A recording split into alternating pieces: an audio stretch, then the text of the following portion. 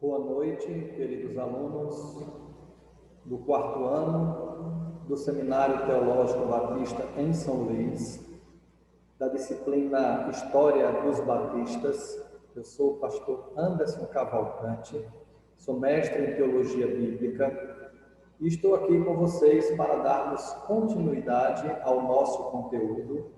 Nossa aula de hoje, de acordo com o sistema híbrido que estamos vivenciando neste semestre, será gravada. Vou disponibilizar o conteúdo para vocês no YouTube STBSL Teologia, do Seminário Teológico Batista em São Luís. Irei compartilhar o link da aula no grupo de WhatsApp de vocês. E nós vamos seguir olhando e passeando por esta linda história de entrega, história de compromisso, história de amor, história de multiplicação, história de amor à obra missionária. O povo batista é um povo desde as suas origens, um povo missionário. Nós já trabalhamos a ideia das três teorias sobre a origem do povo batista, aquela questão do JJJ, se viemos lá do Novo Testamento, com João Batista batizando no Jordão, e vimos que ao longo da história grupos defenderam princípios neotestamentários, assim como nós defendemos, e são grupos que defenderam coisas que nós também vivenciamos.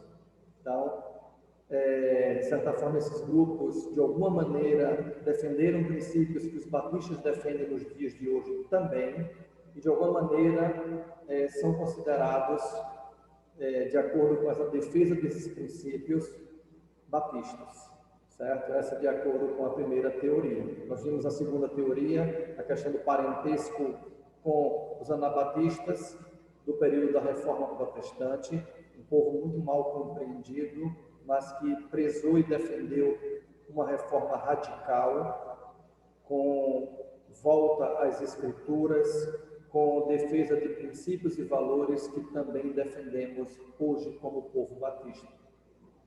Por fim, nós trabalhamos a terceira teoria e estamos mergulhados nela. A teoria oficial, de que os batistas surgem ali na Inglaterra, no século XVII, surge na Holanda, né? Na Inglaterra, que vai para a Holanda, que volta para a Inglaterra, e se consolida na Inglaterra, em solo inglês, no século XVII. Ali o trabalho inicialmente de John Smith e de Thomas Hales, e a igreja consolidada por Thomas Hales em Londres, surgindo ali em 1611, primeira igreja batista, e tinha dois tipos de distinções no início do trabalho batista. Ali aquela igreja inicial era a igreja batista geral, por acreditar na questão da soteriologia, uma visão mais arminiana de que Jesus morreu por todos. Mas ainda no século XVII surge, por volta de 1630, 1640, igrejas batistas com veia particular, com ênfase mais calvinista, e essas igrejas vão se multiplicando porque são missionárias. Essas igrejas estão sendo perseguidas, duramente perseguidas, mas continuam se expandindo. Elas não aceitam a ligação da igreja com o Estado, e a igreja da Inglaterra, a igreja anglicana, é uma igreja ligada com o Estado, e aqueles que não aceitam essa proposição são perseguidos. E o povo batista levanta a bandeira pela liberdade religiosa, pela separação entre a igreja e o Estado. O Estado não deveria intervir nas coisas da igreja, nem a igreja nas coisas do Estado. Poderiam dialogar e, de alguma forma, trabalhos e políticas públicas voltados para abençoar a comunidade, os batistas poderiam, de alguma maneira, participar e se envolver e abençoar a comunidade como um todo. Mas, desde o princípio, a defesa pela liberdade religiosa, pela separação entre a igreja e o Estado, e uma vivência congregacional, democrática, podemos assim dizer, teocrática, Deus à frente das decisões que são tomadas pela Assembleia da Igreja. Essas igrejas se multiplicaram, mesmo em meio a perseguições, a intolerância religiosa, e nós vimos que no final do século XVII aconteceu da ata de tolerância religiosa, que foi uma grande conquista naquele momento, e houve, de alguma maneira, um tempo de pacificação, de menos perseguições, virando para o século XVIII, mas aconteceu algo estranho. O povo batista, que uma vez estava sendo perseguido, ele se expandiu, propagou obra missionária para valer, cresceu, se multiplicou, mas quando veio esse tempo de ata de tolerância, e que aqueles grupos já estavam caminhando para uma ideia de unificação, onde a Aliança Batista Inglesa segue o trabalho das igrejas, mas eles começam a olhar mais para dentro, para as questões eclesiásticas, as questões internas, e aquele fervor missionário acaba diminuindo um pouco. E nos 50 anos seguintes, a gente não vê um crescimento tão intenso das igrejas batistas em solo inglês. Daí vai surgir um movimento muito interessante, que é onde a gente começa a aula de hoje, o movimento dos grandes avivamentos espirituais na Europa, como também na América do Norte, onde já tinha muitas igrejas protestantes, inclusive a Igreja Batista. A gente vai falar sobre a América do Norte em aulas seguintes, certo? Mas o movimento os grandes avivamentos, eles trazem uma nova pegada de crescimento e de multiplicação de igrejas batistas. Inclusive vai surgir a ideia de missões estrangeiras, ali com William Carey, já sendo enviado, o pastor batista, ali para a evangelização dos pagães lá na Índia, certo? E nós vamos visualizar a importância desse movimento, dos grandes avivamentos, não apenas para o povo batista, mas para várias igrejas protestantes que foram impactadas pelo trabalho dos irmãos Wesley.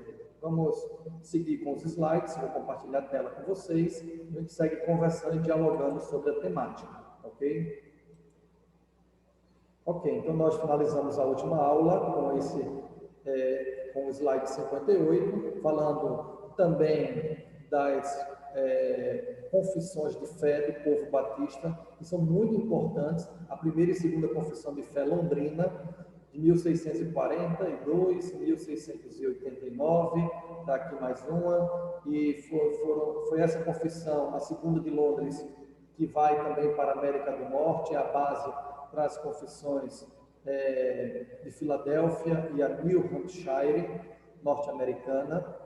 Essa New Hampshire é que os missionários pioneiros vão trazer para o Brasil, inclusive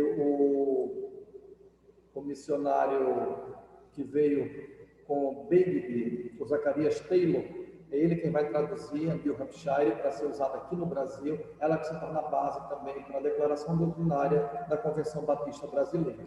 A mais atual é a de 1986, que inclusive está em reformas, reavaliação, tem uma comissão trabalhando sobre algumas atualizações da mesma, em assembleias da Convenção Batista Brasileira que se seguirão, deverá ser trazido o assunto para aprovação, a atualização da Declaração Doutrinária do Povo Batista Brasileiro, a Declaração de 1986. Então, chegamos aqui à primeira metade do século XVIII, que foi caracterizado, como eu expliquei, pela decadência moral e espiritual da Igreja na Inglaterra, como fruto das constantes lutas doutrinárias da época. E neste momento aqui vai surgir John Wesley, para aquele tempo, trazendo na sua experiência os elementos para o avivamento espiritual para a Igreja como um todo, e as várias confessionalidades ali presentes. George Whitefield como pregador poderoso e Wesley como organizador, e outros associados conseguiram a maior revolução religiosa no século XVIII, eram denominados de metodistas. Então, participando dos benefícios da segunda revolução, os batistas começaram uma nova era de crescimento, zelo, atividade missionária, especialmente os batistas gerais aqui mencionados. Mas a gente falou a ideia da unificação, né, dos grupos para o segmento, claro que respeitando as suas teologias, que é uma questão secundária em relação à questão da soteriologia em específico, mas no mais o povo batista crê nos mesmos princípios, desde o seu início. Um dos frutos do avivamento wesleyano foi o jovem Dan Taylor, que não permaneceu com os metodistas, porque discordou de muitas de suas regras, seguiu sozinho pregando, mais tarde se junta aos batistas gerais e desenvolve um grande trabalho. Ele se torna um valoroso líder e evangelista, alcançou grande cultura pelo esforço pessoal. André Fuller e William Carey, já citei até William Carey, são vultos dessa época que merecem um estudo mais aprofundado. William Carey é considerado o pai de missões modernas. É ele quem organiza a Sociedade Missionária Batista Inglesa no dia 2 de outubro de 1792, ali no final do século XVIII. Essa sociedade levanta uma quantia de 13 libras, onde começa a evangelização do mundo. Interessante observar que são as igrejas pequenas, fiéis à obra missionária, que ofertam para que William Carey e sua família sejam enviados. Vale a pena assistir aquele filme, Uma Chama na Escuridão. Ele tem na biblioteca do seminário. Ele conta bem, em detalhes, a história deste momento, a história de William Carey, como ele e sua família se entregaram à obra missionária e os frutos e resultados desse trabalho batista lá na Índia. Claro que também é mencionado o sacrifício e o sofrimento pelo qual a família passou, mas os resultados apresentam multiplicação, a obra cresce e é implantada lá entre o povo pagão lá na Índia. Aqui temos uma foto de William Carey. Então, as igrejas ricas da Inglaterra se abstiveram de contribuir. Foram as igrejas pobres na zona rural, igrejas fiéis que levantaram dinheiro, com que Carey e o médico também, o Thomas, que o acompanhou, são enviados para a Índia em junho de 1793. Então, quero reforçar, vale a pena estudar mais a fundo a história deste referencial batista que foi William Carey e o seu ardor e amor pela obra missionária. Vamos em frente. Então, ao tempo do decreto de tolerância, no final do século XVII, como nós vimos no estudo anterior, apenas 123 igrejas tinham sido organizadas, batistas, na Inglaterra. Durante meio século posterior, aquilo que eu falei do esfriamento, depois da retomada com o avivamento, foram acrescentadas mais 68 igrejas. Mas de 1750 em diante, com os efeitos do movimento do avivamento espiritual, o movimento wesleyano, o crescimento novamente acelerou, e na segunda metade do século XVIII foram organizados mais 165 igrejas batistas, e este número sobe para 960 igrejas. Segue-se, então, um avanço no poder e eficiência das igrejas estabelecidas. Então, a importância desse avivamento espiritual também para a Igreja Batista e para o seu crescimento em solo inglês na Europa. Em parte, nós já reunimos os acontecimentos ao tempo da Ata de Tolerância, relacionados com os batistas ingleses, no estudo anterior, porque se segue o desenvolvimento verificado por consequência deste movimento, que foi o despertamento reformista wesleyano. O movimento do William Carey resulta na organização da Sociedade Batista de Missões Nacionais e Missões Estrangeiras, isso também na Inglaterra, e temos a União Batista em 1832.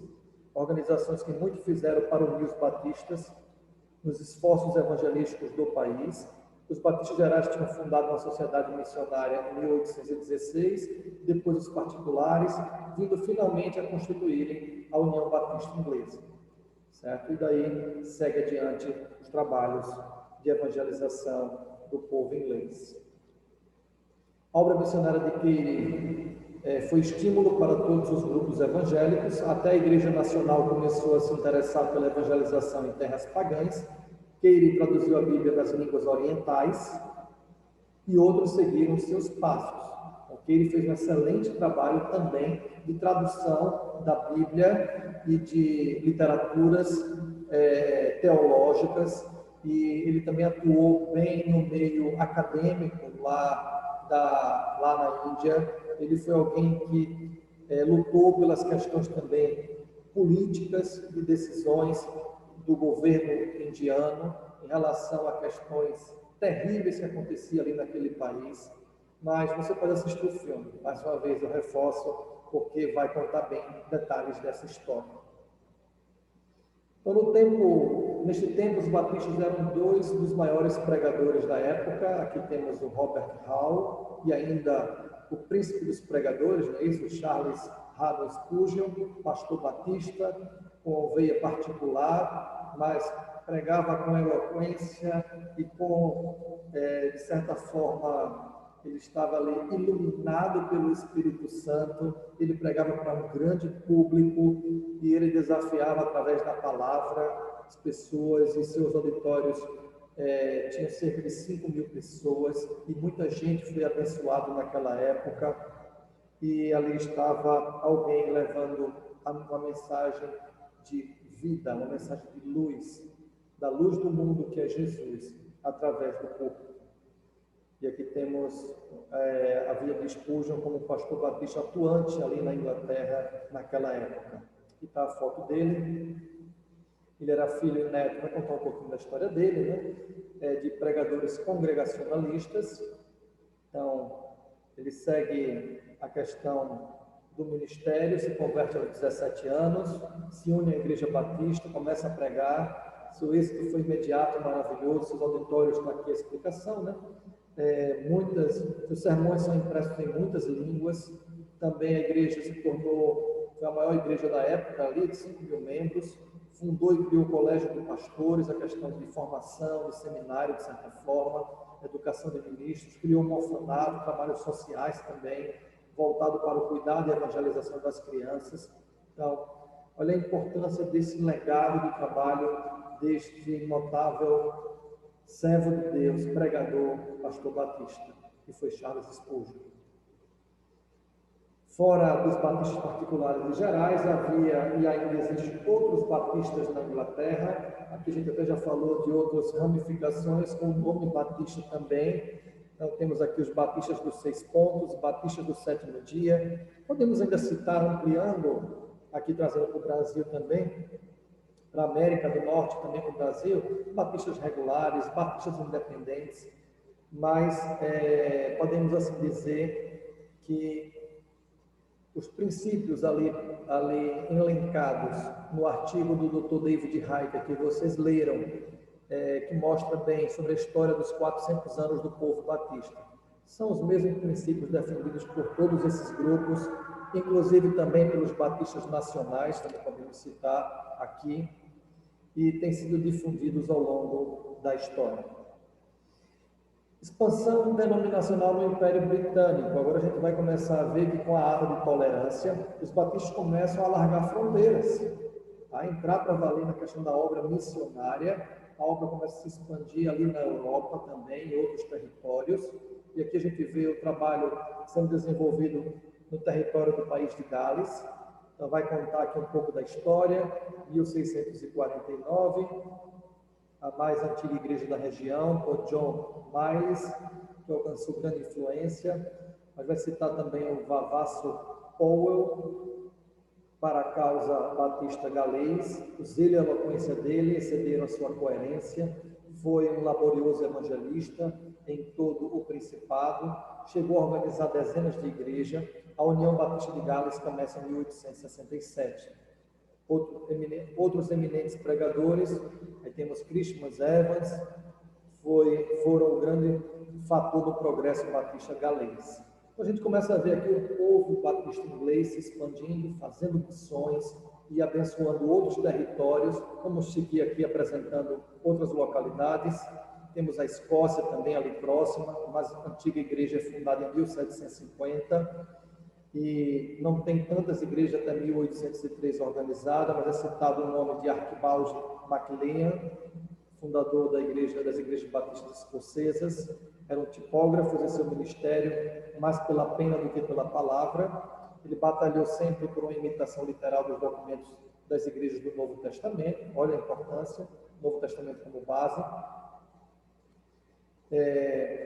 Questão das normas a serem trabalhadas, também são citados aqui do trabalho da Escócia os irmãos Haldane, Robert e James Alexander também deixaram contribuições para o progresso dos batistas escoceses. Então, no princípio deste século, do século XX, 122 igrejas com 16.899 membros. Trabalho ali na Escócia. Chegamos aqui à Irlanda, também região evangelizada pelos batistas ingleses. Foi mais tarde do que a própria Escócia, mas é organizado também o trabalho batista na Irlanda. A Irlanda foi sempre um solo pouco produtivo para o trabalho batista, um solo difícil, mas produziu também o erudito Dr. Alexander Casson, bem conhecido, deixando contribuições para o progresso batista no século XVIII. Na América, aqui tem o Canadá, também foi trabalho alcançado pelos batistas ingleses. 1763, estabelecido o trabalho batista no Canadá. Por muito tempo, as igrejas canadenses eram constituídas de membros mistos ou praticantes de comunhão livre. Deve-se notar que as primeiras igrejas batistas do Canadá, em todas as suas províncias, devem sua origem geralmente aos colonos dos Estados Unidos ou aos missionários deste país, salvo os que são frutos do trabalho dos irmãos escoceses na região de Ottawa. Então, aqui podemos ver algo também interessante, Os ingleses evangelizam os escoceses que já estão evangelizando lá em Ottawa, no Canadá. Olha a multiplicação do trabalho batista como um todo. O desenvolvimento batista no Canadá foi muito retardado, quer por forças da população francesa, com uma veia católica muito forte. A região canadense de língua francesa tem um catolicismo muito forte.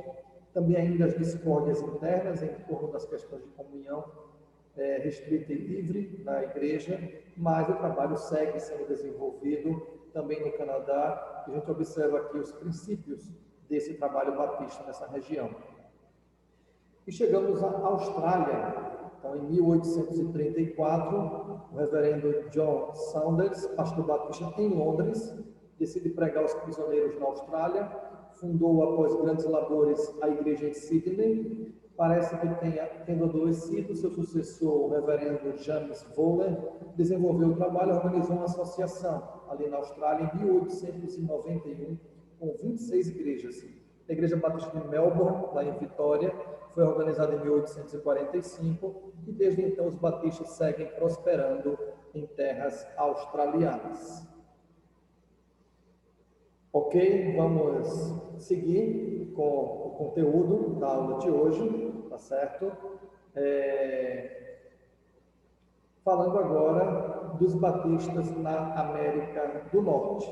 Então, após visualizarmos o início do trabalho batista oficial ali na Holanda, Inglaterra, depois seguindo a expansão missionária através do povo batista inglês, nós vamos ver que ainda no século XVII, os batistas já migraram para a América do Norte e, de alguma forma, apesar das lutas, de alguma maneira, vai surgir o princípio do trabalho batista ainda no século XVII, também na América do Norte. Vamos ver a figura agora de Roger Williams e a importância dele para o início deste trabalho.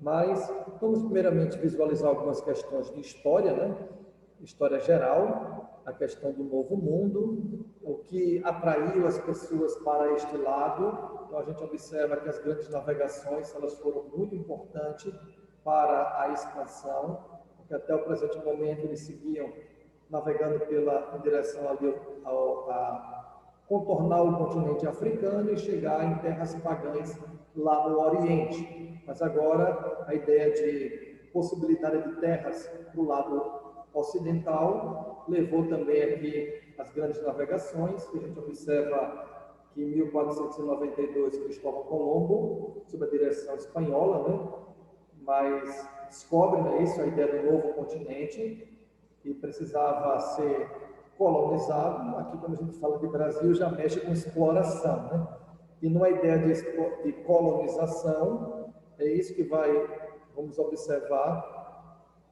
a questão da colonização mesmo, principalmente na América do Norte, para vir para morar, para iniciar uma nova comunidade na nova terra. Isso fez toda a diferença quando a gente vai comparar com o trabalho inicial aqui no Brasil, nas aulas mais adiante. Mas territórios inicialmente em poder da coroa espanhola, é isso, principalmente ali na América Central, ali na região da América do Norte, depois são incorporados aos Estados Unidos, mais à frente. E a gente segue ainda as condições que atraíram os batistas para iniciar um novo tempo ali na colonização da nova terra. Então, por mais de 150 anos, a França e a Inglaterra disputaram o domínio pela América do Norte. Então, foi uma terra muito cobiçada, com lutas sangrentas. Mas os ingleses acabam derrotando os franceses. Vou só pensar aqui, os ingleses tinham uma veia mais protestante, enquanto que os franceses tinham uma veia mais católica, apesar dos ingleses ter a veia da igreja anglicana, certo? Que foi a igreja que rompeu com o catolicismo devido a lutas entre o rei e o papa, certo? Mas, se a vitória fosse francesa, nós veríamos uma colonização, inclusive com uma ênfase mais forte do catolicismo. Com a vitória inglesa, nós vamos ter uma possibilidade dos protestantes também migrarem, fugindo de perseguições religiosas ali na Europa e virem recomeçar a vida aqui na América do Norte, em nova terra, e com a possibilidade de implantar uma nova cultura e uma vivência mais pacífica também. Mas o método dos franceses e dos ingleses eram bem parecidos. A França procurava impor na ocupação o poder militar, mas impor na ocupação pelo poder militar. Mas a Inglaterra prefere, na sua forma de colonizar, enviar colonos, agricultores, artífices, carpinteiros, homens e mulheres dispostos e decididos a subjugar a terra, afundar os seus lares, derrubar as florestas, cultivar o solo, invadir os rios, implantar uma nova civilização que, para a segurança e santidade dos seus lares, exigiam que os franceses fossem derrotados. E é possível a vitória dos ingleses ali no Novo Mundo, a questão da Espanha e da França já em decadência também, e com essa vitória dos ingleses, abre-se as portas para que o trabalho protestante, de certa forma, se consolidasse sobre as vidas e famílias e sobre a nova terra que estava sendo constituída. Aqui temos a ideia dos pilgrims, né, os pais peregrinos, aqui os barcos que vieram trazendo essas famílias com a bênção de Deus para iniciarem suas vidas e fundar ali a nação norte-americana. Então, são as terríveis perseguições na Inglaterra, no começo do século XVII, que levam eles a atravessarem os oceanos, buscando a liberdade nesta terra, menos perseguição, menos lutas, e também sem intolerância. A tal intolerância presente lá na sua terra natal. Eles tinham o propósito de estabelecer uma comunidade onde a plena liberdade de consciência que procuravam fosse concedida a todos aqueles que tinham opiniões diferentes das suas. E aqui a gente avança, ainda sobre a vinda deles. Só após longos anos, aos que eles lhe impunham penas implacáveis de torturas e banimento, por discordarem de suas doutrinas, começaram as primeiras vitórias por esta causa da liberdade. Então, mesmo chegando no Novo Mundo, ainda algumas lutas, mas aqui uma possibilidade promissora de encontrar uma liberdade religiosa, uma vivência mais pacífica, uma possibilidade de culto a Deus da melhor maneira. Na Inglaterra, com a luta dos batistas pela liberdade religiosa após a Guerra Civil, as igrejas de Londres, em 1644, incluem em sua profissão de fé das igrejas batistas o artigo 52. Olha aquela defesa, a separação entre a igreja e o Estado, ela é estabelecida. E os batistas, para onde migram, eles vão defender esse princípio. A liberdade que foi estabelecida por Cromwell, ela foi relativa, mas após a Guerra Civil, mas até que pelo ato de tolerância, em 1689, a Inglaterra viu realizado em grande parte o princípio da liberdade religiosa. Viu realizado, mas não ainda consolidado. gente vai ver que ele vai se consolidar para valer anos antes, lá na América do Norte, com Roger Williams. Chegamos à figura do Roger Williams. Roger Williams deixa a Inglaterra em 1631. Ele vem fixar residência em Boston, à procura de um clima de mais tolerância religiosa, onde pudesse sua crença ser a intrigada oposição dos credos oficiais, pudesse exercer a sua crença. Na Nova Inglaterra, uma espécie de terra da promissão. Roger Williams tanto tinha questão de formação pastoral, mas também ele era ligado à formação na área de direito. A gente vai ver agora alguns conflitos que ele vai passar até que ele possa conquistar vitórias para valer nesta área da liberdade religiosa e implantação de igrejas batistas. Então, segue-se um pouco da história dele. Roger Williams é eleito pastor na igreja de Salem, contrariando a vontade dos magistrados, que viam nele um perigoso inimigo da ditadura togada, do pessoal do meio da advocacia, até porque ele defendia princípios com ênfase batista, de separação entre igreja e Estado. A igreja de Boston convida ele para pastoreá-la, mas ele se recusa, alegando submissão dessa igreja à Inglaterra. Então, a igreja de Boston tinha uma ligação com a igreja da Inglaterra, então ele não aceita. Ele defendia a ideia de separação entre igreja e Estado. A esse tempo, Roger Williams expõe sua opinião, segundo a qual, como magistrado, o Estado em si não tinha nada a ver com as igrejas. Sua autoridade se limitava no terreno puramente civil. Então, a igreja não deveria, o Estado não deveria se intrometer nas questões da igreja. William estudou com o famoso advogado Edward Coke, em Oxford. Suas críticas abalizadas à magistratura da colônia leva o tribunal a censurar a igreja que ele pastoreava, de Salem, por consentir a permanência dele no cargo como pastor. Mas ele estava defendendo algo simples. Igreja não pode interferir, Estado não pode interferir nas questões da igreja. Muito e vice-versa. A igreja também nas questões do Estado.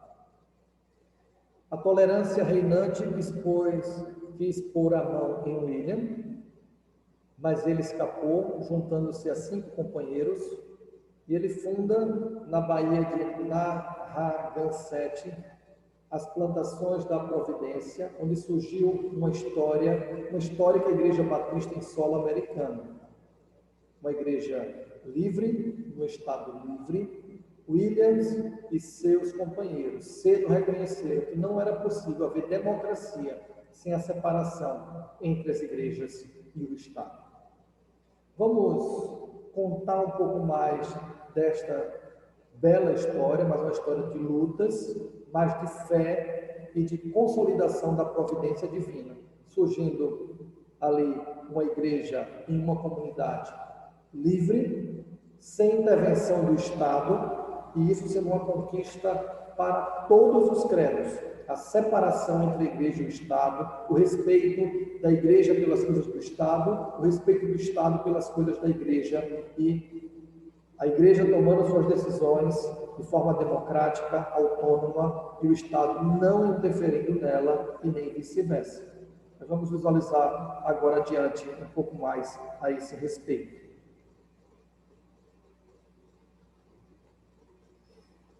Então, os modestos peregrinos que vieram para o Novo Mundo, eles não encontraram logo de cara a liberdade que eles estavam procurando, conforme os ditames de suas consciências, a liberdade de consciência, a liberdade religiosa, e mesmo aqui no Novo Mundo, eles tinham que passar pela intolerância dos puritanos.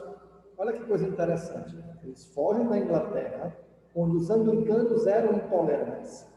Eles fogem, por exemplo, da França, da Espanha, onde os católicos eram intolerantes, de certa forma, defendiam a ligação da igreja com o Estado, e se fosse para outras localidades, os luteranos também agiam com intolerância, de certa forma, os presbiterianos da igreja ligada ao Estado da Escócia também, mas eles chegam aqui no Novo Mundo, na América do Norte, e vão encontrar a intolerância dos protestantes. Então, eles não encontraram logo de cara a liberdade que eles estavam procurando. Eles foram perseguidos pela intolerância reinante na Inglaterra, e eles vêm para o Novo Mundo. Roger Williams era um homem de convicções profundas, com uma resistência excepcional. Quando ele chega a Boston, ele é classificado como um ministro piedoso, mas ele ia dar o que fazer aos tribunais, o diálogo, suas convicções, sua defesa da fé, gerou conflitos. E com naturalidade, gerou perseguição. E com a perseguição, o que acontece? Defendendo a questão da sua consciência, a questão também da lei de Deus que ele acreditava, ele acaba sendo processado e sua principal acusação, olha o que está aí em destaque, ele declarava e ensinava que o magistrado não deve punir a infração da primeira tabela, isto é, daquelas leis que impõem o culto a Deus. Ele está apenas dizendo que o Estado não deve interferir nas questões da igreja. Só isso que ele está defendendo. Ele foi condenado ao desterro com violência inconcebível. Isso envolvia expulsão da sociedade da época, exclusão da igreja. Então, numa colônia que ainda estava, de certa forma, em desenvolvimento, a colônia era cercada por densas florestas, também por índios selvagens, e ele é banido daquela colônia, expulso e exposto a todos os perigos. O normal era que, ou num tempo frio ele morresse, pelo frio intenso, ou os próprios índios o matassem. Mas o que acontece? Deus preserva a sua vida, Deus preserva a sua saúde, inclusive usa ele com o propósito que a gente vai ver agora a seguir. Olha o que acontece. Ele aceita a terrível sentença. No inverno gelado, ele vai viver entre os índios de Narragansett. Ele exerce uma grande influência sobre os índios com seu espírito de justiça e força de caráter. Isso Deus trabalhando na vida dele, sobre a vida dele. E no verão seguinte, os índios orgulhosos e ressentidos planejam uma matança geral dos seus vizinhos brancos nas pequenas colônias dispersas. Mas olha o que o William vai fazer. Aqueles que o baniram, o William vai voltar o mal com o bem. É o William que sente o perigo e vai dissuadir os índios a não pagarem o mal com o mal, mas ele acaba agindo com pacifismo e evita aquela matança que os índios estavam planejando. Ele adquire também confiança dos índios. É dos índios que ele compra terras, onde ele vai estabelecer uma colônia, onde ele chama do nome Providência, porque ele reconhece que Deus o dirigia desde o início. Amém, meus irmãos? E é nessa colônia que vai ser implantada a primeira igreja batista em solo norte-americano.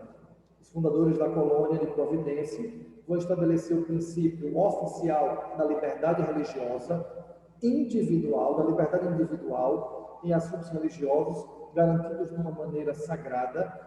No seu primeiro pacto deixa expresso que o mesmo os obrigava somente nas coisas civis.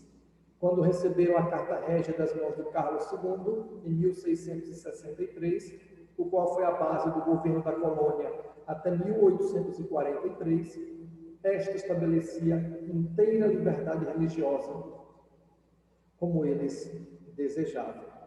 É aqui, em Providência, na América do Norte, que a primeira igreja batista vai ser oficializada em solo americano, numa comunidade onde existia liberdade religiosa para todos os credos. E é uma conquista dos batistas para todos os credos ao redor do mundo. A liberdade religiosa deve acontecer, devemos levantar a bandeira contra a intolerância, devemos respeitar todos os credos e seguir, claro, defendendo a nossa fé e evangelizando com muito amor as pessoas que não conhecem o amor de Deus e mostrando a elas a importância de se entregarem a Jesus Cristo e aceitá-lo como Senhor e Salvador. Então, estabeleceu Williams o primeiro governo no mundo em que a separação da igreja e do Estado era completa, o que concedia aos homens o privilégio de adorarem a Deus de acordo com os ditames das suas consciências. Daí chegou também a compreender os princípios batistas básicos do senhorio absoluto de Cristo e a inteira competência da alma humana. Vocês viram bem isso também no artigo do Dr. David Heiken. Assim declarou-se publicamente Batista e, em 1639, estabeleceu uma organização que tem sido considerada como a primeira igreja batista no Novo Mundo. Então, o que acontece aqui no Brasil, acontece algo parecido nos Estados Unidos. Onde começou o trabalho batista nos Estados Unidos? Onde começou o trabalho batista no Brasil? Aqui no Brasil tem aquela discussão se foi em Santa Bárbara do Oeste ou se foi na Bahia. Santa Bárbara do Oeste com foco para o culto com língua inglesa, para os americanos que vieram, que migraram para o Brasil devido à derrota na Guerra de Secessão, e a igreja na Bahia com língua portuguesa, o culto com foco para ganhar os brasileiros para Jesus. Aí fica aquela discussão, foi a igreja de 1871 ou a igreja de 1882? E nos Estados Unidos aconteceu algo parecido. Como aquela comunidade que foi instituída ali sob a liderança de Roger Williams também ainda não era uma comunidade reconhecida pelas demais, então, olha algumas dificuldades para que a igreja fosse reconhecida como a primeira igreja batista fundada em solo norte-americano. Não havia nenhum batista ao alcance de Roger Williams naquelas paragens, e muito menos ministros batistas, que, em vista de sua ordenação e função pastoral, pudessem administrar as ordenanças e dirigir a organização de uma igreja. Nessas condições, William é batizado por um tal Ezequiel Holliman, e por sua vez batizou mais 10 outras pessoas, e assim organizou a primeira igreja batista com 12 membros. O processo que o Williams teve que usar parecia irregular, ainda que inexplicável, pelas condições de isolamento em que se encontrava. Por isso, muitos têm levantado também a bandeira e insistido que a primeira igreja batista de Newport, e não a primeira igreja batista de Providência, merece a honra de ser considerada a primeira igreja batista do Novo Mundo. Então gera-se a mesma discussão, parecida com a nossa, mas quero ressaltar aqui que todas as duas igrejas têm sua importância e seu valor para o início do trabalho batista lá em solo norte-americano. Em Massachusetts, a igreja batista teve uma origem diferente. Uma igreja batista de Gales, na Inglaterra, onde a evangelização missionária estava em luta com pressões e perseguições. Pastoreava então o pastor John Miles e fizeram um pacto de ir para a América. É o grupo que vence as vicissitudes, viajam, levam os arquivos da igreja e se estabelecem em Suácia, Massachusetts, num lugar fronteiriço com a Providência. Então, outra igreja começando, já na Nova Terra. Vamos ver começos bem interessantes, não habituais para o normal que nós costumamos ver, onde uma igreja batista mãe organiza uma igreja batista filha através do trabalho de uma congregação, certo? Seguindo todo o processo. Já estamos vendo uma igreja se mudando de um país para o outro. Vamos seguir, igrejas de outras comunhões se tornam batistas. É isso que parece estranho, mas aconteceu naquela época. Outra forma, porque se originaram igrejas batistas nas colônias inglesas da América, grupos de crentes e até igrejas inteiras de outras comunhões, pelo estudo da Bíblia, entendem que o certo são os princípios definidos pelos batistas e deixam de ser, por exemplo, congregacionais, se tornam batistas, deixam de ser igreja puritana, se torna batista, e começam outros grupos a se tornarem batistas também. Está aqui dizendo que várias igrejas congregacionais, ao tempo do grande despertamento, e depois dele, no século XVIII, se tornam igrejas batistas. O crescimento das igrejas fazia-se lento, lá na América do Norte, mas constantes. Até 1734, segundo o professor Vedder, havia 47 igrejas batistas nos Estados Unidos, das quais 7 estavam no sul do país. O trabalho vai seguir, é isso? Então, nenhum dos métodos de constituição de igreja batista acima mencionados eram característicos. O método comum aos batistas, que nós conhecemos. Convite de um pregador batista, um concílio de pastores, pelo grupo local de crentes, decididos a se constituírem pelo grupo local de crentes batistas em uma igreja batista.